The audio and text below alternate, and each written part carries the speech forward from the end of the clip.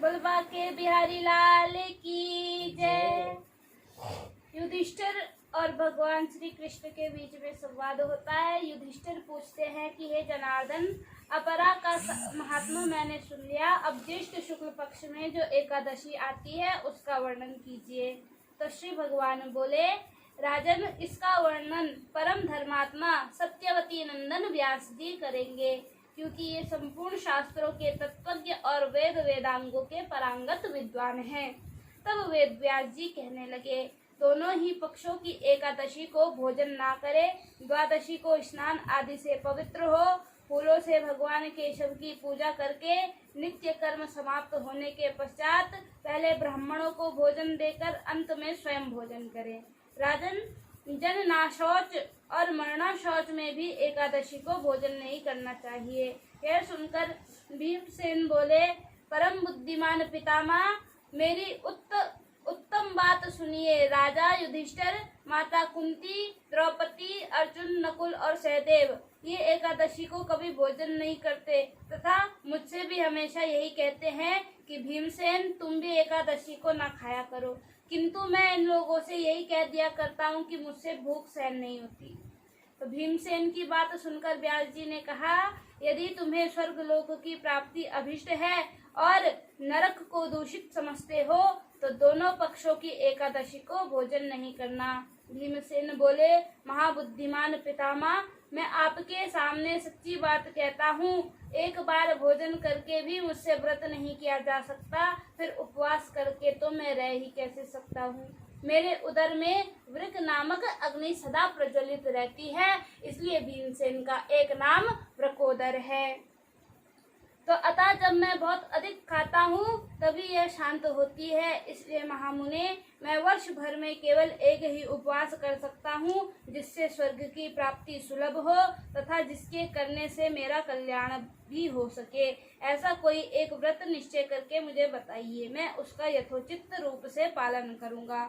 व्यास जी ने कहा, भीम, ज्येष्ठ मास में सूर्य वृष राशि पर हो या मिथुन राशि पर शुक्ल पक्ष में जो एकादशी हो उसका यत्न पूर्वक निर्जल व्रत करो।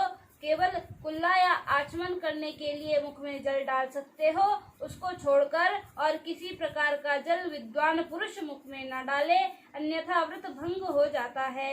एकादशी को सूर्योदय से लेकर दूसरे दिन के सूर्योदय तक मनुष्य जल का त्याग करे तथा यह व्रत पूर्ण होता है। तदंतर द्वादशी को निर्मल प्रभात काल में स्नान करके ब्राह्मणों को विधि पूर्वक जल और स्वर्ण का दान करके, इस प्रकार सब कार्य पूरा करके जितेंद्रिय पुरुष ब्राह्मणों के साथ भोजन करे। वर्ष भर में जितनी एकादशियां होती है उन सब का फल निर्जला एकादशी के सेवन से मनुष्य प्राप्त कर लेता है, इसमें तनिक भी संदेह नहीं है। शंख चक्र और गदा धारण करने वाले भगवान केशव ने मुझसे कहा था कि यदि मानव सबको छोड़कर एकमात्र मेरी शरण में आ जाए और एकादशी को निराहार रहे तो वह सब पापों से छूट जाता है। एकादशी व्रत करने वाले पुरुष के पास विशाल काय, विकराल आकृति और काले रंग वाले दंड पाशधारी भयंकर यमदूत नहीं जाते। अंत काल में पीताम्बरधारी, सौम्य स्वभाव वाले, हाथ में सुदर्शन धारण करने वाले और मन के समान वेगशाली विष्णुदूत आकर इस वैष्णव पुरुष को भगवान विष्णु के धाम में ले जाते हैं। अतः निर्जला एकादशी को पूर्ण यत्न करके उपवास करना चाहिए। तुम भी सब पापों की शांति के लिए यत्न के साथ उपवास और श्री हरि का पूजन करो। स्त्री हो या पुरुष, यदि उसने मेरु पर्वत के बराबर भी महान पाप किया हो तो वह सब एकादशी के प्रभाव से भस्म हो जाता है। जो मनुष्य उस दिन जल के नियम का पालन करता है वह पुण्य का भागी होता है, उसे एक एक पहर में कोटि कोटि स्वर्ण मुद्रा दान करने का फल प्राप्त होता है। मनुष्य निर्जला एकादशी के दिन स्नान, दान, जप, होम आदि जो कुछ भी करता है वह सब अक्षय होता है। यह भगवान श्री कृष्ण का कथन है। निर्जला एकादशी को विधि पूर्वक उत्तम रीति से उपवास करके मानव वैष्णव पद को प्राप्त कर लेता है।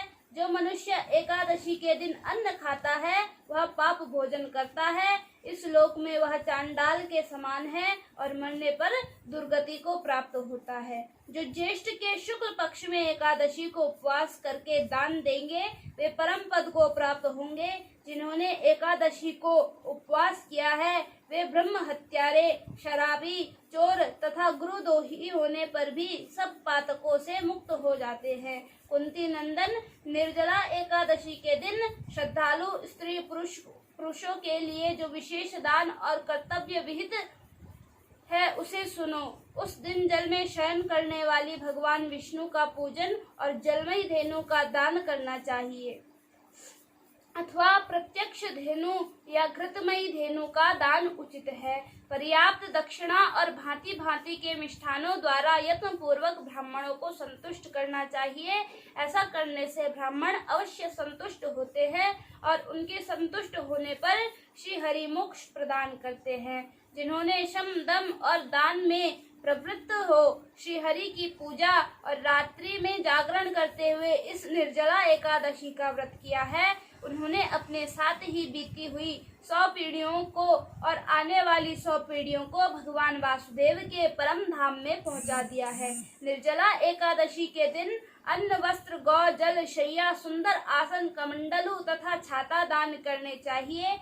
जो श्रेष्ठ एवं सुपात्र ब्राह्मण को जूता दान करता है वह सोने के विमान पर बैठकर स्वर्गलोक में प्रतिष्ठित होता है। जो इस एकादशी की महिमा को भक्ति पूर्वक सुनता है तथा जो भक्ति पूर्वक उसका वर्णन करता है वे दोनों स्वर्ग लोकों में जाते हैं। चतुर्दशी युक्त अमावस्या को सूर्य ग्रहण के समय श्राद्ध करके मनुष्य जिस फल को प्राप्त करता है वही इसके श्रवण से भी प्राप्त होता है। पहले दंत धावन करके यह नियम कर लेना चाहिए कि मैं भगवान केशव की प्रसन्नता के लिए एकादशी को निराहार रहकर आचमन के सिवा दूसरे जल का भी त्याग करूंगा। द्वादशी को देव देवेश्वर भगवान विष्णु का पूजन करना चाहिए। गंध, धूप, पुष्प और सुंदर वस्त्र से विधि पूर्वक पूजन करके जल का घड़ा संकल्प करते हुए इस प्रकार से इस मंत्र का उच्चारण करना चाहिए। देव देव